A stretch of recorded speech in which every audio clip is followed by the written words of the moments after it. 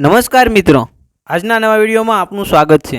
આજે આપણે વાત કરવાના છીએ ફૂલનું મૂળ। શિયાળાના દિવસો હતા। કડકડતી શીતમાં ફૂલો સુકાઈ ગયેલા।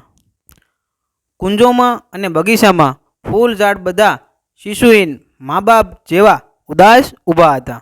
પણ પેલું સરોવર કોનું?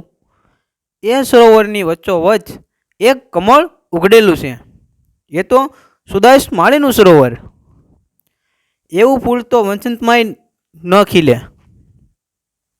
સુદાસ આનંદથી છલકાઈ ઉઠ્યો। એના મનમાં થયું કે રાજાજીને આજે આ ફૂલ ભેટ કરી આવીશ।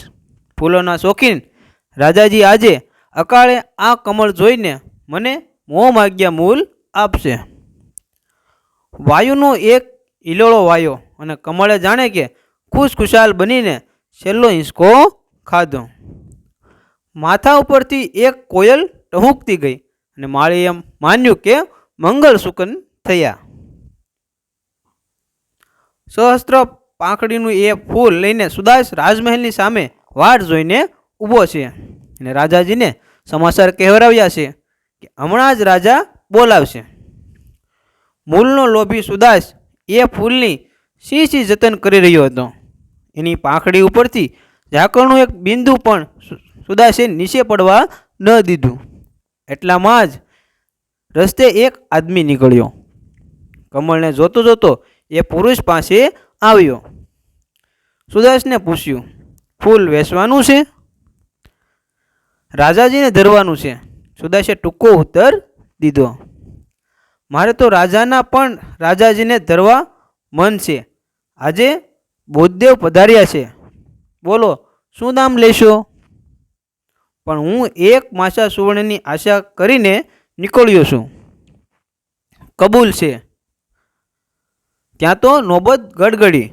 શરણાઈના સૂર આવ્યો અને કુમકુમ ચંદનના થાળ માથે મેલીને રમણીઓનું વૃંદ ગીતો ગાતું ચાલ્યું આવે છે। રાજા પ્રસન્નજીત પગે ચાલતા બુદ્ધદેવના દર્શને ઉપડ્યા છે। નગરની બહાર જ પ્રભુ ગૌતમ પધાર્યા છે। કમળ જોઈને રાજા હર્ષ પામ્યા। મનમાં થયું કે પ્રભુના પૂજનમાં આજે પુષ્પની જ ઉણપ હતી તે પૂરી થશે। રાજાજીએ પૂછ્યું, ફૂલનું શું મૂલ લઈશ સુદાસ? સુદાસ કહે, મહારાજ, ફૂલ તો આ સજ્જને રાખી લીધું। કેટલી કિંમતે? 1 માસા સુવર્ણ। હું 10 માસા દઉં। રાજાજીને માથું નમાવીને પેલો પુરુષ બોલ્યો, સુદાસ, મારા 20 માસા। રાજાજીનું મોં પડી ગયું। તેમનું હૃદય જરા દુભાયું। પેલો પુરુષ બોલ્યો, મહારાજ, હું અને આપ બંને પ્રભુ બુદ્ધના દર્શને ચાલ્યા છીએ। મારે પણ આ પુષ્પ પ્રભુના ચરણે જ ધરવાનું છે। આ પુષ્પને માટે આજ અહીં આપણે રાજા પ્રજા રૂપે નથી ઊભા, બે ભક્તો રૂપે ઊભા છીએ।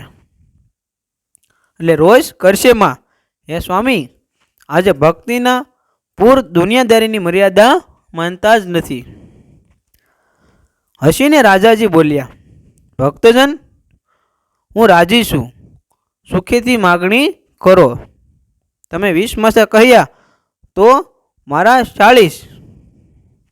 તો મારા એટલું બોલવા જાય ત્યાં તે સુદાસ બોલી ઉઠ્યો, માફ કરજો મહારાજ, માફ કરજો સજ્જન, મારે આ ફૂલ વેચવું જ નથી। એટલું કહીને એને દોટ મૂકી। બંને ભક્તો ચકિત નજરે જોઈ રહ્યા। સુદાસ માળી ફૂલ લઈને નગર બહાર નીકળ્યો। એકલો ઊભો ઊભો એ વિચાર કરે છે કે બુદ્ધદેવને ખાતર આ ભક્તો આટલું દ્રવ્ય ખર્ચે। એ પુરુષ પોતે કેટલા ધનવાન હશે, કેટલા દિલાવર હશે। એને જો આ ફૂલ આપું તો મને કેટલું બધું દ્રવ્ય મળશે।